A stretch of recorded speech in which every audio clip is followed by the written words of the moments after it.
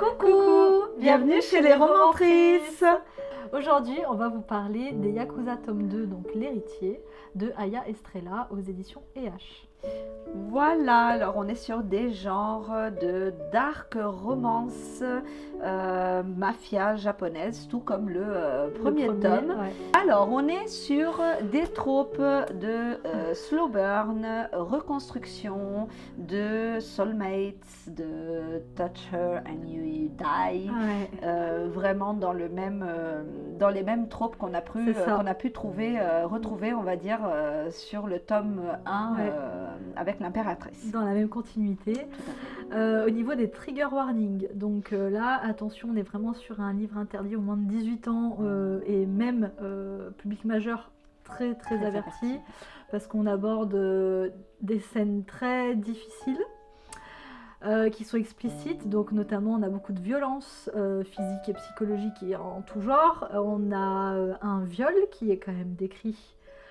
Très détaillé. Et très détaillé, on a de l'inceste, on a des meurtres qui sont détaillés, donc de la torture aussi, vous avez tout un florilège de moyens de torture. Donc là pour le coup, à ne pas mettre entre toutes les mains.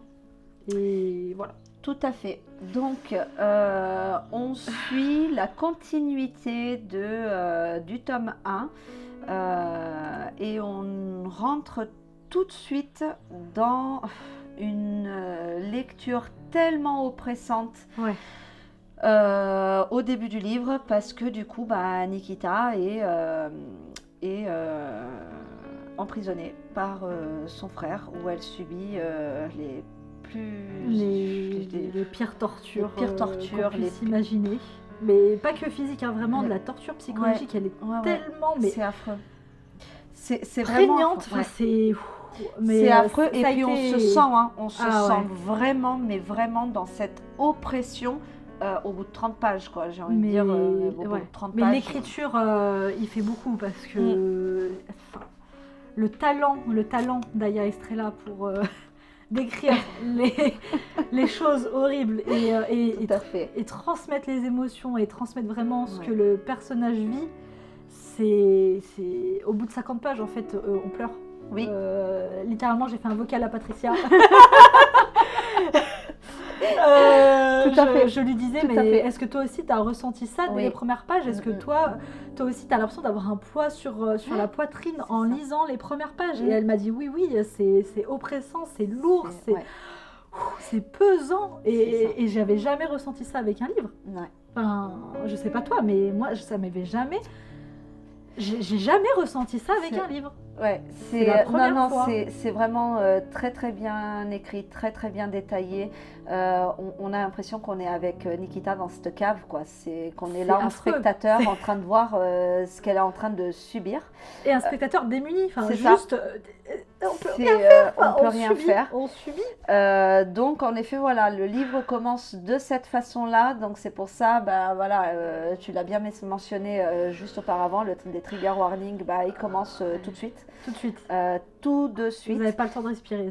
Ah oui, autre chose. Il y a une playlist. Ah ouais. Une playlist qu'on vous conseille fortement à écouter. Alors en plus, Aya le précise dans chaque chapitre, quand est-ce qu'on doit commencer à l'entendre. Et ça apporte mais un truc au récit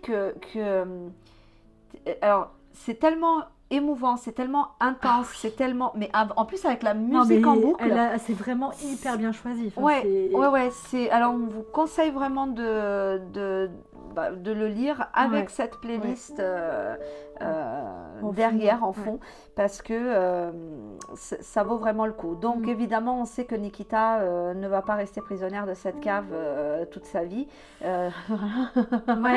Donc à un moment donné, elle va sortir. Ouais, mais c'est... Alors, c'est un livre qui est très compliqué pour nous de faire une vidéo dessus, parce qu'on veut vraiment pas spoiler. Et on ne peut pas détailler plus que ça. Alors, à un moment donné, elle va sortir de cette cave. Il y a des liens qui se créent dans cette cave avec un deuxième personnage Donc notamment... Rien que d'y penser, ça me donne envie. Franchement, c'est hyper dur d'en parler de ce livre. qu'on a envie de pleurer. Allez, coupe. Non mais non voilà. Il va y avoir un personnage qui on retrouve, finit par se retrouver aussi emprisonné avec elle et il y a un lien, c'est ça. Il y a un lien qui va se créer entre eux deux, qui existait déjà auparavant, donc dans le premier livre. Alors Nikita a construit une relation très importante avec Ghost. Sur ce deuxième livre, on va comprendre. En fait, tout ce qui va rattacher à ce deuxième personnage, qu'on ne vous dit pas qui, faut le dire. Garder la surprise. Voilà. Et à la reconstruction qui est nécessaire, que ce soit pour elle ou pour lui. C'est impressionnant, ce besoin viscéral, limite d'être ensemble, même après avoir quitté cette cave, ce qu'ils ont dû laisser. Ils ont laissé une partie d'eux-mêmes dans cette cave. Et ça, c'est incroyable parce qu'en fait, ils sortent physiquement de cette cave, mais psychologiquement, ils ne s'en sortent pas. Jamais. Et ça, on le ressent. Hein. Mais je vais chialer. C'est vraiment dur, vraiment, parce que pour le coup, on vit ce qu'ils vivent. Donc, ils sortent pas de cette cave vraiment complètement. Ils laissent un bout d'eux-mêmes et ils sont à jamais changés quand ils en sortent. Et on voit que ça a un impact sur eux, mais aussi sur comment ils voient l'avenir, sur leur relation avec les autres, parce qu'ils avaient beau avoir noué des liens très très forts avec certains personnages dans le tome 1, en fait, ce qu'ils ont vécu tous les deux dans cette cave va avoir des répercussions sur ces relations-là. Tout à fait. Donc, que ce soit positive ou négative, mais tout va changer en fait. Non, et puis c'est vrai, c'est apporté, et puis c'est apporté d'une façon, c'est que, alors autant on a vécu ce moment dans la cave avec ces deux personnages, autant on vit leur reconstruction à la sortie donc, de cette cave. Où on a juste envie, c'est qu'Alexei crève. Ah mais Alexei, c'est crève. Je crois que c'est l'antagoniste que j'ai le plus détesté dans tous les livres que j'ai lus jusqu'à maintenant. Alors, le parallèle, il est peut-être pas adapté, mais tu vois, les émotions que j'ai ressenties là, j'ai ressenti la même chose quand j'ai joué à Last of Us 2. Ah putain, oui. Tu vois, cette haine que j'ai ressentie. C'est ça. Mais vraiment une haine viscérale. Tout à fait. Une haine parce qu'elle n'existe pas. C'est ça. J'ai tellement ressenti cette haine en jouant à Last of Us 2 et là, en lisant ce tome 2 des Yakuza. En fait, mais c'est pareil, oui. C'est ce truc de... On a juste envie qu'il lui arrive malheur. Moi, je me rappelle de Last of Us 2, je voulais même plus jouer. Donc, je dis, mais non, je ne veux pas. Bref, et là, c'était un peu pareil. On veut juste qu'il lui arrive le... En fait, souffre, mais comme jamais, c'est ça. Et punaise. Donc, et à un moment, on croit que ce moment n'arrivera jamais parce qu'en fait, on est tellement dans la souffrance de ce que ces personnages ont vécu. Eux, ils sont tellement au désespoir. Eux, ils sortent de cette cave, ils n'ont plus d'espoir. Non, et puis ça les détruit. Hein. Franchement, ça les détruit. Et puis on le voit, on le sent. Nikita ne peint plus. Nikita n'est plus la femme qu'on a connue dans le premier livre. Hein. Pareil avec ce deuxième personnage. Alors vous verrez, hein, vous le lirez, mais voilà. Sur le premier livre, c'était un personnage tellement vivant, quoi. Tu vois, tellement solaire. Ouais. Et sur le deuxième, on voit qu'il a perdu toute trace de soleil. Hein, voilà. Il est éteint. Il est éteint. Voilà. Il a perdu tout ce côté qui brille, tout ce côté qu'il avait. Voilà. Donc évidemment, hein, l'histoire va se poursuivre, que ce soit avec Nikita et Kuro. On va voir aussi du rapprochement entre Joker et Nikita. Ghost est un petit peu plus effacé dans ce livre, mais il reste fidèle à lui tout au long du récit. Et puis, des choses arrivent et c'est... honnêtement, je dois conseiller un livre. Je mets les yeux fermés si vous aimez la dark romance. Si on en discutait hier avec avec notre fameux Caillou. Tiens, coucou. C'est pour toi. Non, où on lui disait, voilà, parce que... c'est pas, disons que c'est pas une dark romance. C'est pas une dark, ouais. Voilà, où le smut est présent. Enfin voilà, c'est vraiment l'univers qui est très, et très... la psychologie qui est très, très dure et très sombre. Et du coup, ça lui a donné quand même envie de lire, hein, donc voilà, c'est... Mais c'est une expérience à vivre, en fait. C'est vraiment une expérience à vivre et encore une fois, mais cette femme, Aya Estrella, elle est juste... je sais pas, mais elle est très très haut dans mon estime. Hein, ah bah là... Alors, je la déteste un petit peu. Je la déteste un petit peu parce que disons que la fin de ce livre, en fait c'est la fin, on a compris que c'est la fin, il n'y aura pas de tome 3, hein. Il y aura sûrement un spin-off. Ouais, mais qui a l'air très dur aussi. C'est... non mais c'est trop dur. Enfin... Non, ça peut sembler ridicule, mais en vrai, après, il nous a tellement fait mal ce livre que rien que de raconter un petit peu ce qui se passe dans cette histoire à notre entourage, rien que de le raconter, nous, ça nous fait pleurer, en fait. Donc... oui, alors mon mari s'est littéralement foutu de ma gueule. En me disant, alors moi sur mon petit canapé où je pleurais vraiment toutes les larmes de mon corps et que je me tiens vraiment très fort pour pas repleurer à nouveau toutes les larmes de mon corps, il s'est foutu de ma gueule en me disant, mais tu es consciente que ces gens n'existent pas, mais dans mon univers à moi ils existent quoi. Donc je m'attendais pas à cette fin, vraiment, je m'attendais vraiment pas à cette fin.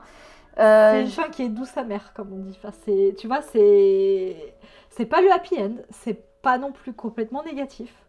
Mais... Ouais, mais moi j'ai eu de la peine en fait. Oui. Ça reste... en fait j'ai beaucoup pleuré et c'est le genre de livre qui m'a vraiment beaucoup marqué aussi, qui est... qui prime par son style d'écriture, par sa description d'univers, par ses personnages, qu'on s'attache. Par l'évolution des personnages. Moi, sur ce tome-là, j'ai beaucoup aimé Kuro. Oui. Je l'aimais bien déjà dans le tome 1, mais là, il aimait bien notre caillou. Hein, il prend une dimension vraiment différente. Dans ce tome-là, il différent. assume cet amour qu'il a pour Nikita. Et il se bat pour cet amour, quitte à mettre du coup le reste de côté cette fois. Donc on sent que son objectif n'est plus le même. Je vais pas y arriver.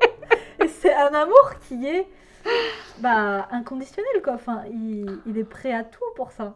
Je vais pleurer aussi. Il faut que tu coupes, c'est pas possible. Je peux pas être tout le temps en train de chialer. Je chiale pas, je déconne. Mais Kuro, il touche au cœur. Il y a beaucoup de... Je crois que la plupart de mes citations préférées sont de Kuro. Parce qu'il ouvre son cœur. Il ouvre son cœur et il sait qu'il peut en souffrir. Et... Non, alors on voit vraiment que c'est des âmes sœurs. Hein, elles sont, mais oui, mais c'est des âmes sœurs... brisé en fait, tu vois, c'est pas des âmes sœurs Disney quoi, tu vois, c'est des âmes sœurs qui ont eu un passé, qui ont un présent et qui ont peu en fait d'espérance pour l'avenir. Oui. Donc ils essaient de saisir tous les moments qui se présentent à eux, avec du coup leurs blessures, leurs fêlures. Et non, c'était très beau. C'était très beau. Alors honnêtement, vu notre état, vu mon état, parce que tu te contrôles plutôt pas, pas j'ai les larmes là, hein. Mais je suis désolée, hein, voilà.